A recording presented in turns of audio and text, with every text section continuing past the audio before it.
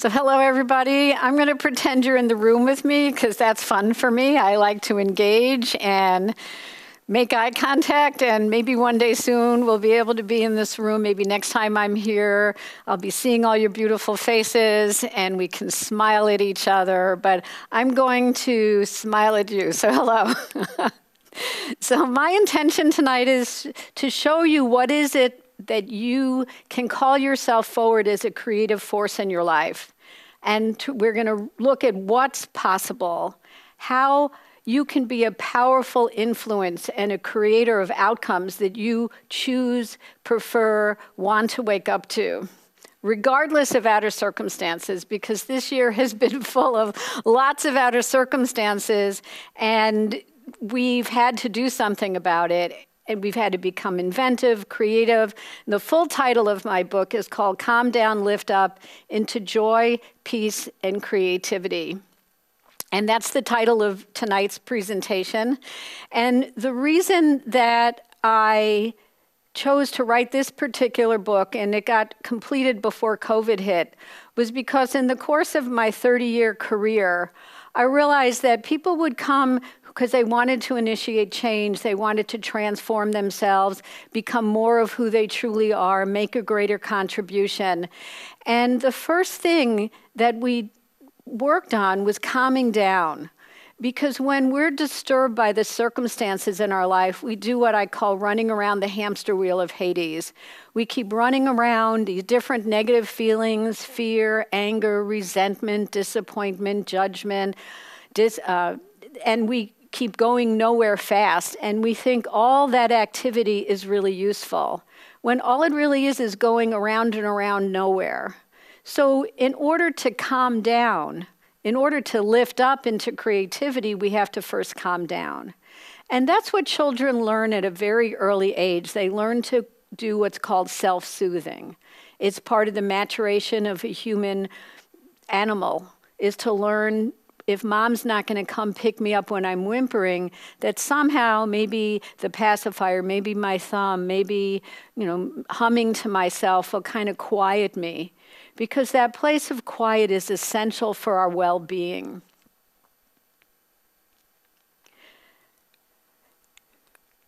And until we learn to master the art of calming down, we become very reactive to change in our circumstances. And it's almost like the world, as far as I'm concerned, is challenging us to choose peace more intensely, because the outside is revving up as far as how much it's disturbing us, and it's like a constantly onslaught of disturbance, one after the other after the other.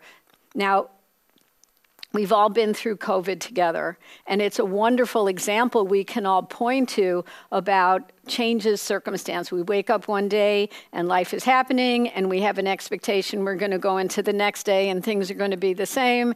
And what happens? We're all on safety at home, and we're homeschooling our kids, and we're learning how to do business from home. And we've had a lot of opportunity to be creative in the face of change happening.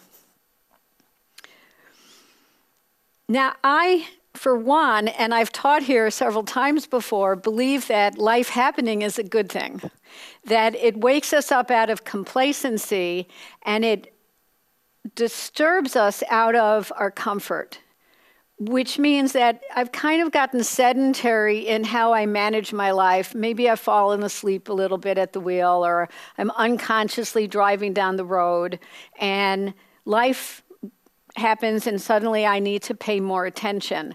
And I need to also learn how to manage the distress that's come with the interruption. So some people see, our points of view create our reality, not the other way around. So some people see life happening as, oh no, I'm a victim to circumstances. And then they start running around the hamster wheel of Hades, just thinking that that's a useful way to deal with change. Other people have a point of view that, wow, life is inviting me into something greater, which is the point of view that I operate from. Now, I'm not asking you to buy my point of view. I'm just going to share with you another way of looking at reality, and you can play with possibility if this might be useful to you or not.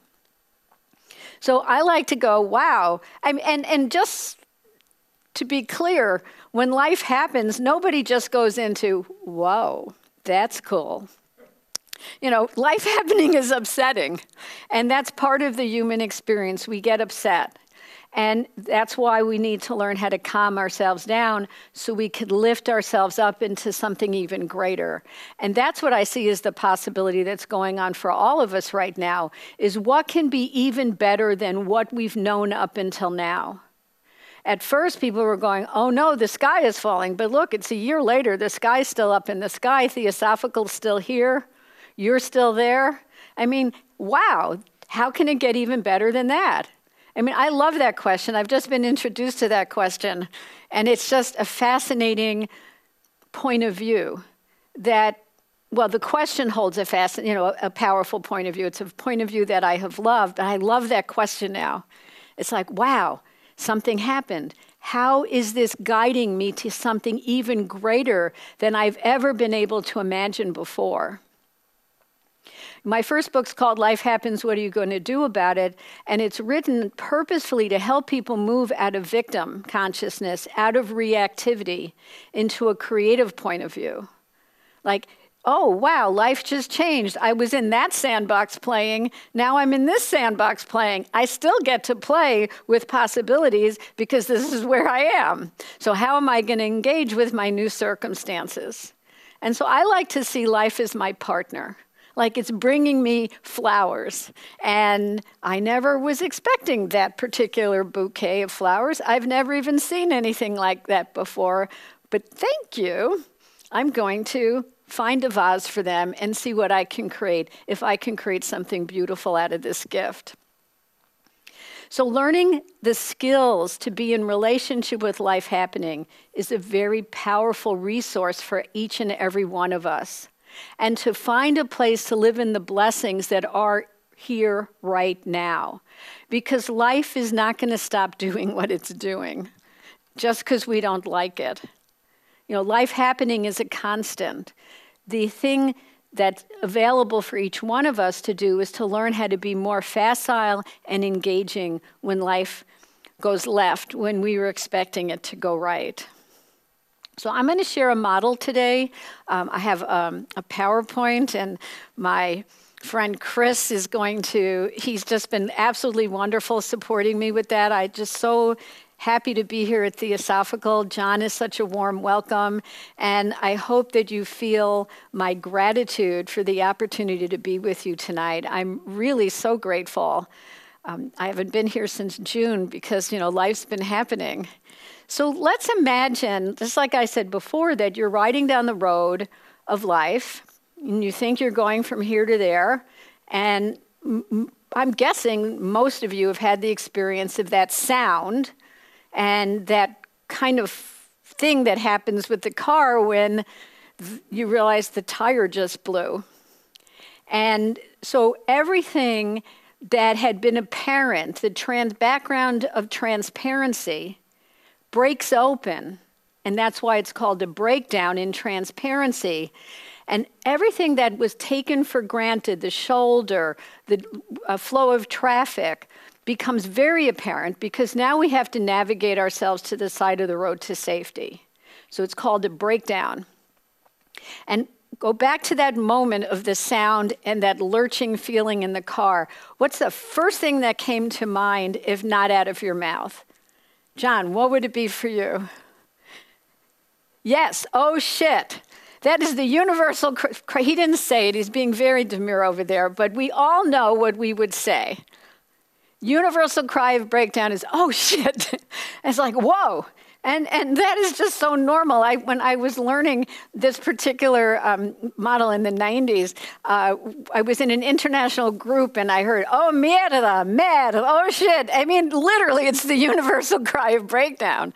So it's like when you hear that coming out of your mouth, you realize something's happening and it's time to engage with this process that I'm about to share with you. So because you're an amazing human being that has an animal instinct, somehow you find yourself over to the side of the road and you're there safely. And meantime, after, oh shit, what comes? The mind starts going into its rant, right? It starts complaining and disdaining and blaming and who's at fault for this fix I'm in? Why does this always happen to me? Why don't they pave the roads? It's that pothole. Why didn't my blah, blah, blah person like fill up the tires? Like, blah, blah, blah, stories and automatic assessments. It's just what happens when there's a break in transparency. So let's see, I think I do this. Blank screen, watch this. Automatic stories and assessments. So now I'm on this side of the road and I could either hang out there, I could be kicking the tire or throw myself on the floor. So, oh no, what am I going to do now? And all the places our mind takes us, when it feels like life's done it wrong. And that probably wouldn't be very useful since I was on my way someplace. So I have the opportunity to do something. And I wonder what that might be. So here I am at the side of the road. And by the way, I just want to pause and say, those automatic stories and assessments that arise after breakdown, when something doesn't go the way we imagined it was going to, each one of us has our own particular flavor of how we verbalize that disturbance. And I have found it fascinating to notice the speak that goes on into my head. I mean, some of it is conditional, it's conditioned. It's conditioned reflex. It's been programmed in. Some people go to blame. Some people go to, oh, poor me, why does it always happen to me? Or I did something wrong. But there's an automatic trigger that comes in. And my experience is the more familiar I get with that, the more I can recognize it. And I realize I don't have to listen to that. It's just a sign that I'm disturbed, and I need to move into the next step. So it's my opportunity to calm myself down and get off the hamster wheel of Hades and take action in one of the most powerful ways human beings, the most powerful tools a human being has as a resource. Now, I'm on the side of the road, I'm listening to Crazy Brain, and that's not useful. As a matter of fact, it's cold outside, and I don't like that at all. And so I go, well, what can I do now? Like when I was here last time, I did a presentation on the ladder of consciousness, and there's a key when we go from the hamster wheel of Hades and we lift up through the doorway of heaven. And it's when we choose to move out of reactivity and take responsibility. The ability to respond to the situation that's in front of us. So now I'm present. And I go, what is possible? What's available for me right now? What action can I take? What do I do? Now, I could ask myself to get out of the car and get the jack out of the trunk. That's not going to happen because I don't do tires. I could wave someone down. That's a possibility. I could call my roadside service and ask for help. So right there, I gave you the key to the power tool, and it's called making a request. Making a request is one of those powerful things we can do in our lives. For example, if I asked John, would you please get me a glass of water? He would, because he's such a gentleman, get up and get me a glass of water. And then, oh my goodness, voila. I would have water without ever having to leave the stage. That's magic. Making a request is powerful magic. And yet we don't do that. We don't allow ourselves the access to that kind of power. We somehow would rather stay on the side of the road than engage in asking for help. Go figure. Now, we've been conditioned in many different ways, and if you were here, we would play. I would ask you to call out what are some of the reasons you hold back from asking for help. So these are some. I'm looking at my notes here. If I ask for help, I'll be obligated, like I'll owe them. Help doesn't come free. I'll be in their debt. Then other people will know I don't know. That would be embarrassing. And therefore, I'd rather live in other people's opinions of me and stay stuck and hidden on the side of the road than get back engaged into my life.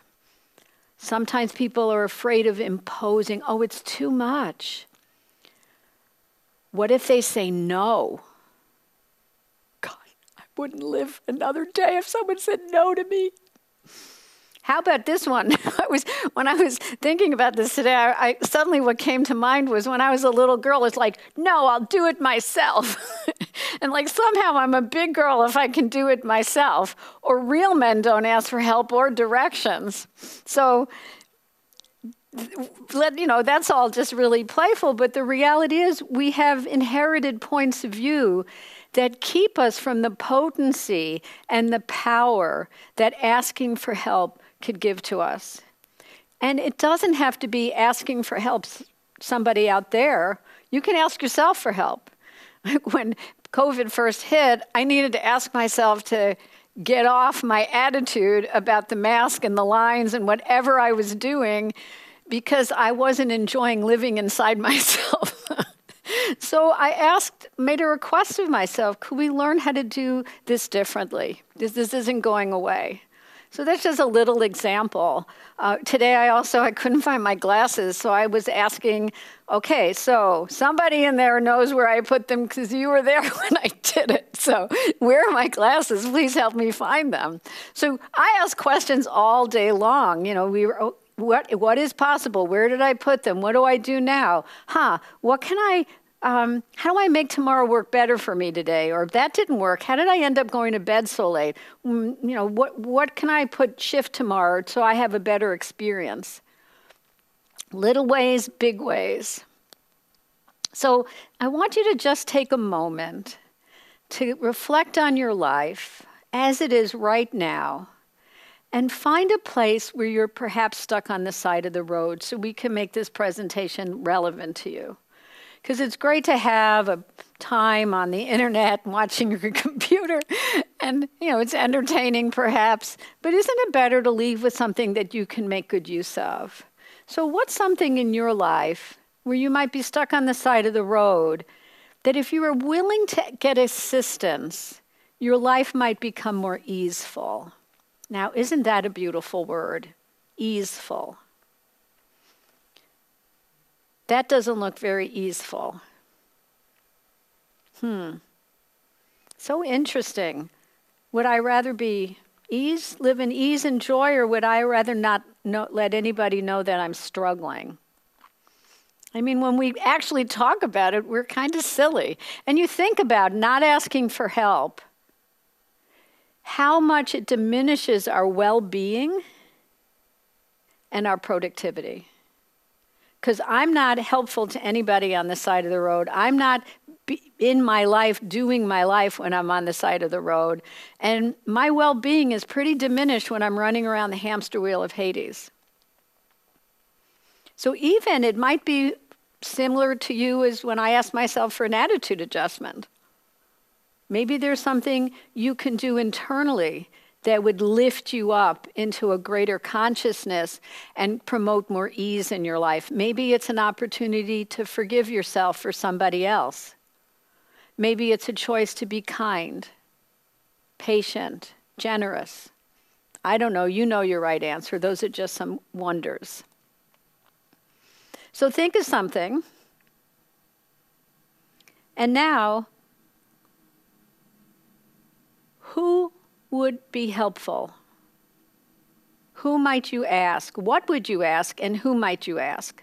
Now, I'm not going to ask the woman crossing the street with her walker to help me change my tire. I don't think that would be a good use of her time or mine.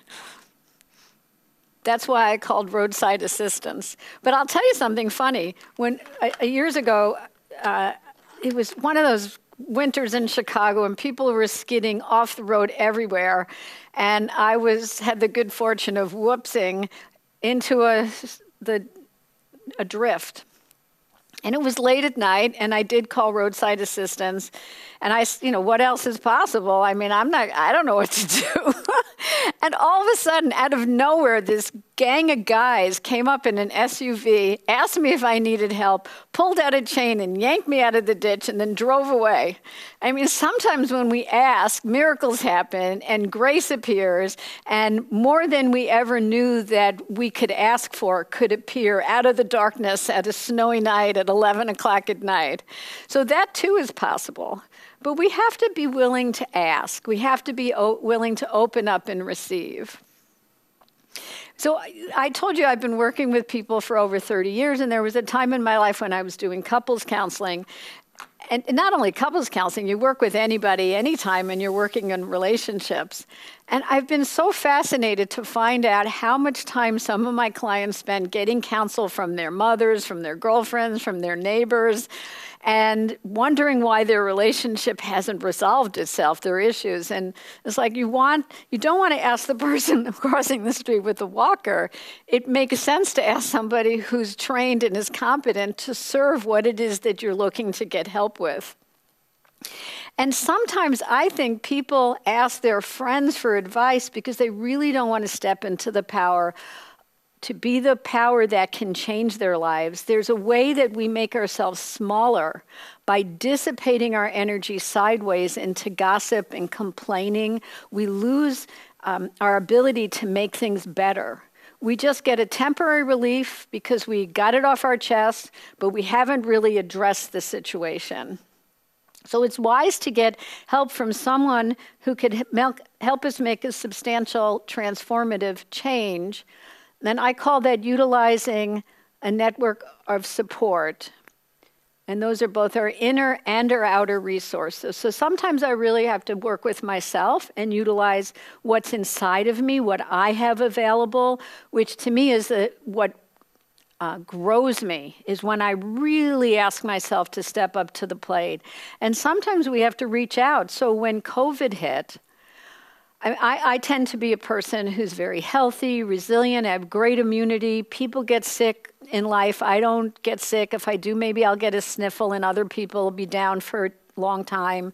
And I've always been grateful to this body I have.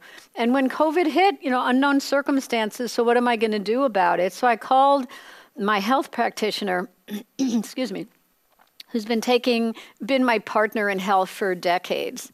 And I asked him for help.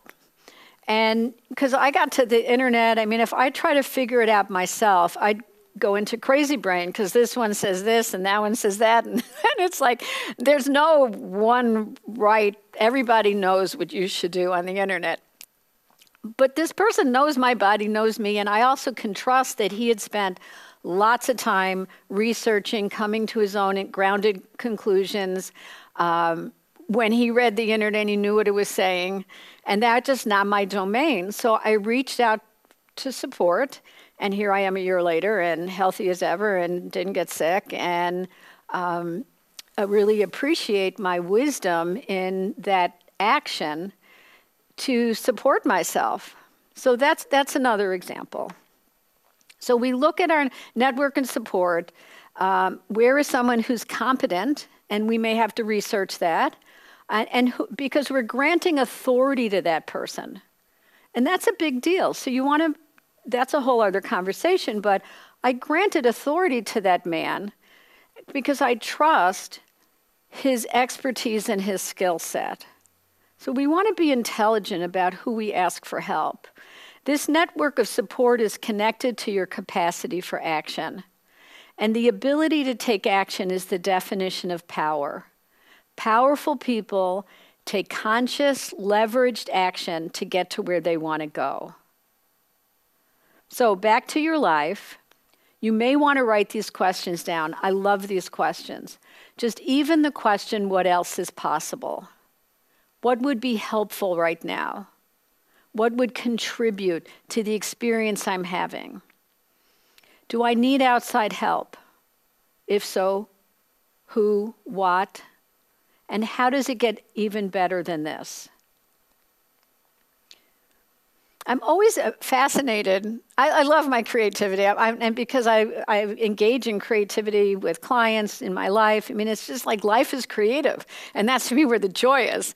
So I'm always loving around my house when I kind of come up with a better idea about something. And it's like living in the question, how can this get better? How could this be more easeful for me? How can I enjoy this more? It's like this ongoing questioning. I just started to realize that I'm continually in a question about possibility. And that's fun. I mean, so you don't have to wait to have a breakdown in order to create something better. You could just have the joy of doing something next. Because in truth, we're human becomings. We're always growing into more. And to me, when life is disturbing us, it's saying, do you really want to stay like that, or would you like to come out and play bigger? Just my point of view. So I've called my roadside service. I'm back in the car waiting for them to arrive. I was on my way someplace. You were probably on your way someplace when they told you to stay at home. So are your children. So now I look at my calendar and I realize I'm not going to be able to meet my agreements with what I have scheduled because I'm stuck on the side of the road till help arrives. So I reach out and I renegotiate my agreements. Now this is really important. We have to examine our commitments and explore what else is possible. Because human beings live in a network of agreements. We live in relationship. So if you imagine a mobile and there are those pieces hanging down, if my piece moves, the whole mobile changes. We're interrelated.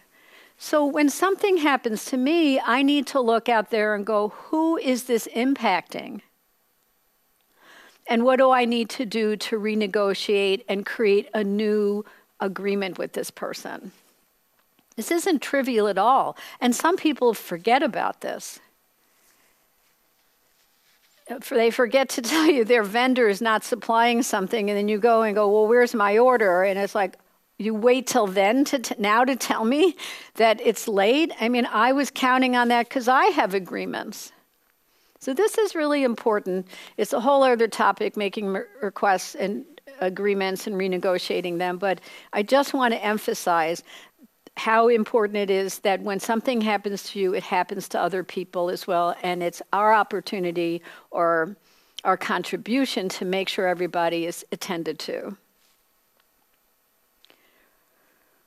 And just think when safety in place happened, how much did you have to renegotiate and restructure your life as a result? So one thing I want to say is not every breakdown is negative. Sometimes it's so-called negative, sometimes it's so-called positive. For example, say I'm in business and my competitor goes out of business. And now the phone's ringing off the hook or the emails are exploding, or however way people talk to each other now. And I go, whoa, that's a break in transparency. How can I get bigger as fast as possible to accommodate this influx of new business? So breakdowns happen in a lot of different ways, and they don't always happen from the outside in. Sometimes you're the one that's the precipitator of change. For example, you're married, you have kids, and you decide you want to go back to school for a graduate degree. That's a break in transparency. Or you're single, you decide to get married. Okay, and now you decide to have children. You're the one precipitating the change in your circumstances. And it's the same thing. Oh, we're going to have kids. Well, what kind of utilization of my support, my resources? How am I going to manage this? I want to go back to school. How are we going to take care of the kids? Who's going to make dinner? Who's going to clean the bathroom? So COVID hit. Not too many of us went, wow, what else is possible? How can it get any better than this in the beginning? But if you look at the world in this past year, it's fascinating as to what we've created. I mean, everybody has a Zoom account now. I mean, business didn't stop, relationships don't stop, life continues, and we need to keep defining and designing new structures of support in order to keep moving. We got very creative. Creators move quickly from oh shit to invention. So some people move faster than others, and some people are actually doing great, and other people aren't. And I'm not talking about people who lost their jobs. I'm talking about people who have the choice in the similar circumstances, how they're going to be in relationship to it. So I'd like you to take a moment to think about all the ways you've been creative, or got to participate in other people's inventiveness. Look, here I am talking to this camera on the wall because the Theosophical Society decided to keep going, and they got inventive about how they could make this work for them and everybody else. And here we are a year from now when they're still here. Yay, thank you. Aren't we grateful? And talking about gratitude. I write a gratitude journal, and yesterday I was writing in it, and I had such a deep sense of gratitude because I just started a class recently, and it's beautiful and deeply nourishing. And I had known about this particular facilitator for years, but they teach in New Mexico, and I never was called to do everything it takes to travel for the course. But now they're on Zoom. So it was I took it, and I'm so grateful for COVID, for this gift that I've given myself because of the ease of participation. Also, I've been intending for years to be location free, and when COVID hit, after a period of months, I let go of my Chicago office, and I've found other ways to contribute and to support my work in the world. And if I could, I would do a happy dance for you. So there are so many ways I could be grateful for how I teach Zoom classes. I'm teaching a class on April 5th about the topic of creativity in the face of, you becoming more of who you want to be. I've been teaching it since August. Every 5 weeks, and it just keeps rolling forward, and people come in, and it's about, well, something happened, now what? Because I did it because I was irritated. I take action on my irritation. And I made a request of myself, instead of complaining about the complaining, because that's what I was doing. Everywhere I went, everybody had a point of view about the sky was falling and bad things were happening. And they were repeating what other people said, and about this is not the first, there's more bad stuff happening. And it's like, whoa, too much noise in the air. I would like to make a contribution and offer a positive possibility as to what this might all mean for us, but specifically to help people take charge of their focus and what direction they're choosing to take action towards. So I'm just loving Zoom. I do breath work on Zoom. People tell me they love it because they get to stay home and just do it on their bed. And it's just been so much fun playing with possibilities. So that's about creativity. And after Christmas, for example, everybody goes, how was your Christmas? How was your Christmas? Oh, I didn't get to, it's like, well, I bet you there was one thing that was good about it. And so then it was amazing. To the person, they lit up and they went, it was pretty quiet. I like that. And it was easier. I didn't have to cook as much. And we actually enjoyed Christmas Day. It was fascinating to see with a question how people shifted their points of view about what had happened. And again, our points of view create our reality. So if you're kind of miserable, what did you say? I'm the brain pain exterminator, helping you pull the splinter out of the misery-making mechanism of your mind. Because that's what we do. Our minds make us suffer. And that doesn't mean we're a victim to our minds. We have the power to change our viewing point, how we see the situation. So we ask, how can it get better? Instead of being habituated on what's missing, we can look at what's here. So gratitude is huge. Gratitude is the great transformer. You cannot be in judgment or complaint or any place on the hamster wheel of Hades if you choose to focus on what's good about this. Where's the gift here? What am I learning? What is this teaching me? How am I getting even better than I knew I could be? I mean, coming in here, it's interesting. When I go back to a place I was before, sometimes that helps me see the change that's happened in the period of time since the last time I was here. It's just some ways I'm able to see my consciousness. And because, we change microscopically, moment by moment. Like if you were making a dress by hand, it's stitch by stitch. So it's not until you have some sort of perspective that I can see the difference. And I just had a sense that there's so much more ease in me, and patience and kindness and gratitude for other people that is different. It's different in a really blessed sort of way. So I'm asking again for you to pause and wonder, especially now that there's breath on the planet. Not only is the snow melting in Chicago and we've had some beautiful weather, but the vaccine's out and places are opening up and possibilities are presenting themselves again.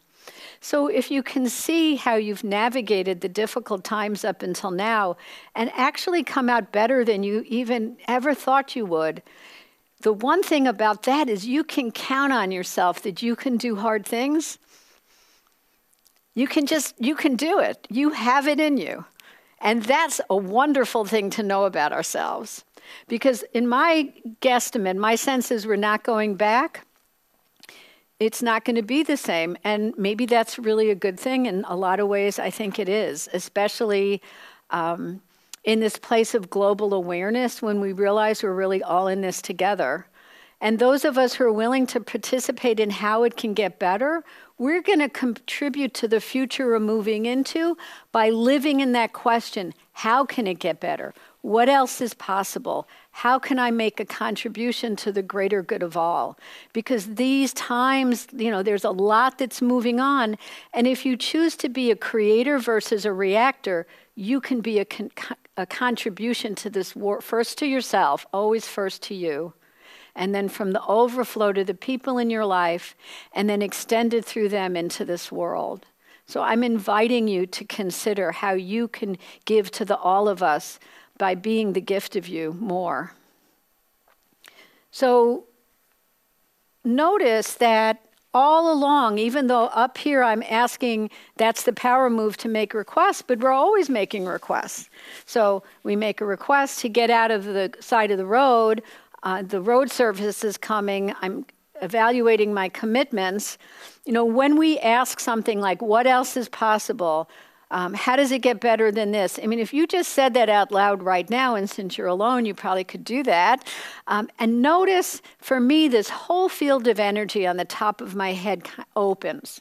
I mean, it's almost visceral for me. What else is possible? My energy looks up, and my ears kind of turn inward to listen. That's how it is for me. It may be different for you. And that question is really opening us up to something greater. That which is greater in all of us is that which breathes all of us. Our spiritual intelligence, our creative wisdom. So I have a story. I was coming down to my kitchen for coffee, my morning. And the first thing I do is make my coffee. And I look in the sink, and there's this, to get the water, and there's this brown thing in the sink. And it looks like a big romaine lettuce leaf that turned brown. And I go, wow, I thought I cleaned up last night. It's a really big piece of lettuce. And I go, how did it turn that brown that fast overnight? And then I saw a foot.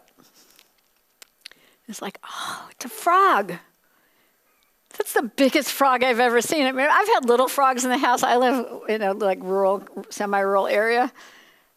Then I realized it was a bat.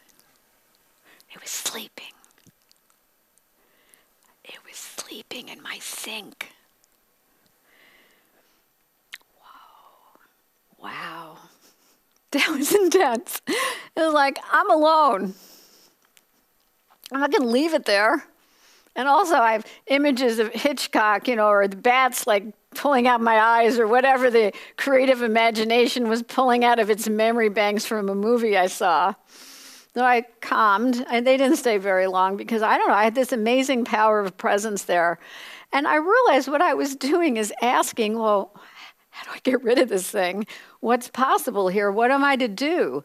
I mean, it's like that's all that I could do in the moment because I never took a sleeping bat out of my house before. I had no reference points.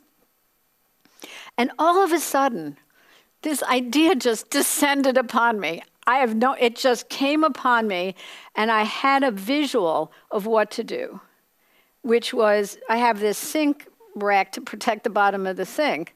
And so I backed up because I wanted to see if it was on attack. It's daytime, I was sleeping, like Dracula.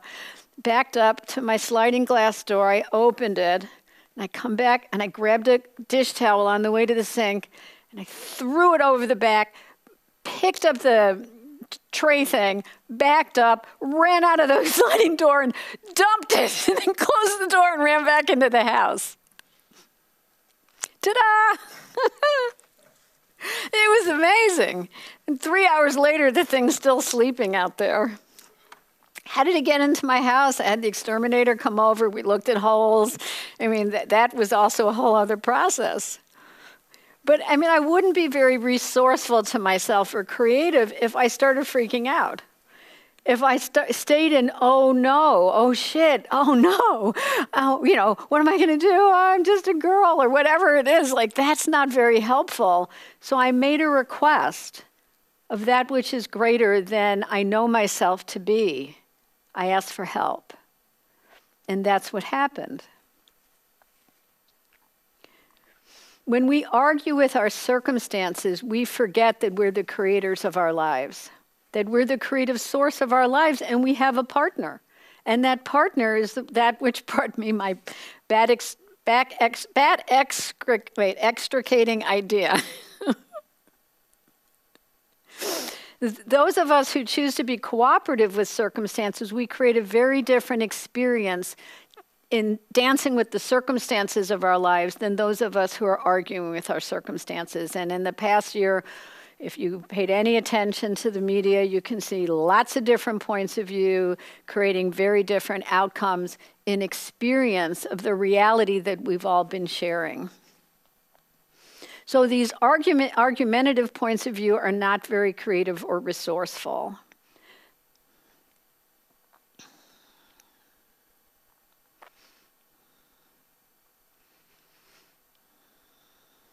Mastery in life is not about avoiding breakdowns. It's developing the competence to deal with them effectively, because breakdowns happen. Especially, I'm continually looking for my glasses. And by the way, just as an aside, in case anybody else has that as a challenge, I learned that in Japan, this is just totally an aside, but it's really a good tip, that the train conductors, they say out loud what they're doing. And what they have found out is the accidents have gone way down, and they have statistics about that. So now, when I'm paying attention, I go glasses, table, so that I heard it, I saw it, and I said it. And I have been much better about finding my glasses. Just FYI, in case anybody wants to experiment with what else is possible instead of losing your glasses all over the place. So life's not about getting upset. Life's not about not getting upset. It's about calming down and engaging in creativity. And why don't we do that and have fun as long as we're playing? I mean, I don't know too many kids who are playing who aren't having fun. So why do we choose not to have fun with what's going on? We can enjoy the experience even if we don't like it. And that's not an oxymoron. It's really possible to live in joy even though we're not having the experience that we wrote down we were supposed to be having today. So at some point, we're back in action. So this whole process we're designing and implementing and creating new tools, technology, resources, and perhaps with my car, I'm not going to really invent anything new, but perhaps maybe get my tires checked more frequently. But sometimes riding over glass happens. But I could invent new ways of dealing with my disturbance. There's always something new. Life can always bring us opportunity to become even more of who we choose to be, even more of who we really are. And who I really am is not, and I'm an infinite being having a human experience. And as an infinite being, I really wouldn't care that much about having a flat tire and being late for an appointment. Really wouldn't be much of a blip in my consciousness if I was sourcing from the awareness of the truth of who I am. So again, anytime we're in disturbance, or for me, my tracking is, am I in joy? And if I'm not in joy, what's going on in my brain? Because I'm missing an opportunity to be really present in my life. The other day, I was emptying the waste paper basket in the garbage that's taken to the bigger garbage, and I missed, and it was all over the floor. And I went, oh, wow, how does it get any better than that? And I started laughing, and it got better. So even things like that, just how do I lift up into higher consciousness, and joy and laughter are part of that. And I could go, well, what can I invent out of a moment like that? Well, there's always an opportunity for me to call myself more present and not to be multitasking in my head, which causes me to, oops. Little things, if I really wanted to make, can bring me into greater consciousness, greater awareness, greater presence. And of course, like we've been talking about with COVID, so many things have gotten invented. I wanted to read this to you, but I must have missed it.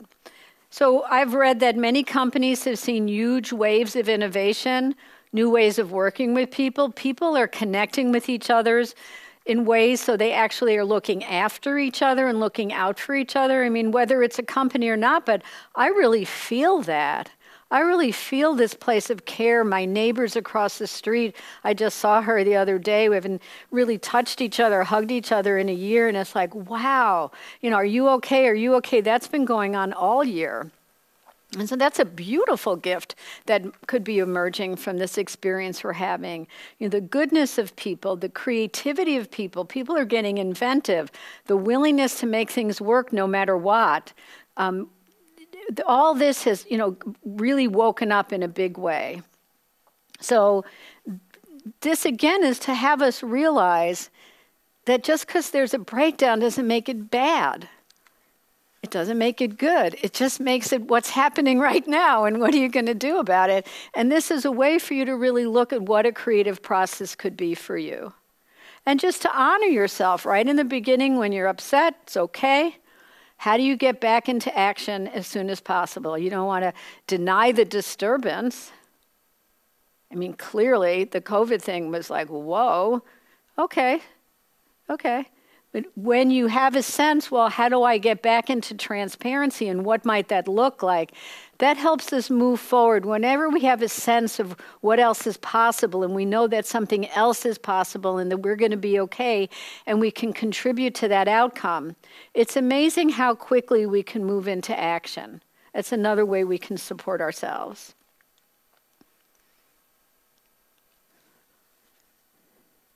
So at some point, we're in a new transparency. With my car, I'm just back in the road.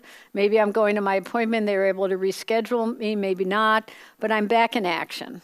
That's the whole key, is to get back in action. And it doesn't mean there won't be another breakdown. Wait, here's the celebration time. Ta-da! Yes, we did it! And that doesn't mean there won't be another breakdown, right? Life is what's happening when you're making other plans. But when you get facile out of this, remember I said mastering life's not about avoiding breakdown, it's becoming competent in the face of life doing what it's doing. So now you know how to do it. If you want to take a screenshot of that, you can. If you want me to send you a handout, I'm happy to. If you have any questions, by the way, you can write to me because we're not going to have Q&A at the end. Happy to respond. And my email's leslie@lesliesann.com. So life's an ongoing adventure of creativity and action and choice and possibility. I mean, how does it get any better than that? I mean, when you have that attitude, everything shifts up. And from up, anything is possible. You can do anything from up, because up is who you really are. You are higher consciousness. You're just borrowing this body for a lifetime.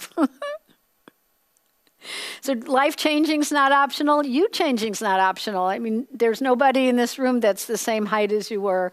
Nobody in this room, that's right, just me and John. Neither one of us is the same height as we were when we were 5. Maybe 12. I mean, I'm not very tall. But, you know, the key to a happy, joyful life is to be someone who dances with life. And life's terms, to be a good partner to life. A couple years ago, I don't know, maybe it's 3 years ago now, I started taking swing dance classes, which was just such an add-on of fun in my life. And of course, this year I haven't been taking any group classes, but I dance as a follow, which in this age of political correctness, it means back in the day, I am Ginger Rogers. And a lead is Fred Astaire. But nowadays, women are Fred Astaire and men are Ginger Rogers. Yeah, so I dance as a follow. So what I understand is as people get more skillful in the dance, even though the lead is leading, the lead will give the follow space for the follow to respond and give back to the lead. And even though the lead is still moving the dance forward, how the follow gives to the lead, I'm just going to use he and she. He'll give to her and she'll make space and she'll give back to him, and they'll create a very different dance because they're partnering on a very high level. And they'll create something other than just a robotic kind of performance. And I'm told that leads don't really have a lot of fun with a follow who, when he moves her to the right, she doesn't go or doesn't turn in the direction he intended. And so I actually take dance classes not only for the joy of it, but because I use it as a spiritual practice for all the ways I'm not following my spiritual inner direction. All the ways where I'm getting ahead of the game or anticipating what's going to happen next, where I'm in the future or I'm in the past judging because I didn't do it the way I thought I should have done it. And I can't be a good dancer. I can't follow. I can't really have the flow and the joy and the ease of the experience of dancing if I'm in the future or the past. I have to really call myself present. So I love this when I found out that how a lead and a follow really are co-creating together. Even though the lead is leading the dance, it's still going in the direction where the follow is contributing. And so you can create a much greater, more beautiful, free and flowing dance when you choose to be a good partner with life. And I'm all in for that. Now, I wonder if life has the same experience with me when I resist what life is leading me into, versus when I say, yes, thank you. Yes, thank you. I like that bouquet. Yes, thank you. Oh, yes, thank you. I would love to go over there. Thank you. I wasn't planning on going there, but here I am. Yes, thank you. I wonder what's possible over here. I mean, it's just a fun way to be in life. Yeah, and we all know nobody dances like Ginger and Fred without practice. Even though I don't know how I ended up recently seeing the video clip of Cinderella, and this young woman's been living in the cellar for her whole life, and she shows up at the palace in this beautiful blue dress, floats down, curtsies, who taught her to curtsy, and then dances the waltz with the prince in a way that was, of course, impeccable. And that's a problem because we have a point of view that all we have to ever do is want something and it just happens, like there's no work involved. So if you're going to dance with life, please don't expect yourself to be Cinderella or the prince. It takes participation, it takes showing up, it takes going left when life sent you right, and that's okay. It takes catching up with life so you could go in the direction it's sending you. It's not just this magnificent, seamless waltz. It's a process. Sometimes we don't recognize when life is opening the door for us to walk through. Come on, I'd like to take you for a walk. It's beautiful outside. So we all have the capacity to create beyond this reality. We can go beyond what's already happening in this reality because we're creative beings. We're not victims to what's going on right now. We can be contributors. What would you like to contribute? What is your gift to give to our circumstances right now? We're being called forward into something greater. At least that's my point of view, and that's how I'm choosing to participate. What's mine to give? How can it even get better than that? And what's yours to give? So again, I invite you to write to me with questions. If you have anything you want to address about today, I have a handout that I like to give to people when I'm in an audience that we go over. I'd love to send you that. If you take it and go through it, you might find a way to make this this one-way conversation we had today even more useful to you. So if you write to me, I'll send that to you. And if you want to check out the class I'm teaching, Calm Down, Lift Up into Possibility, you can go to my website, and it's under programs. And I'm happy to answer any questions about that program if you want to discover if it's a fit for you. So thank you so much for being with me tonight virtually, and I look forward maybe next time to seeing your beautiful faces in person.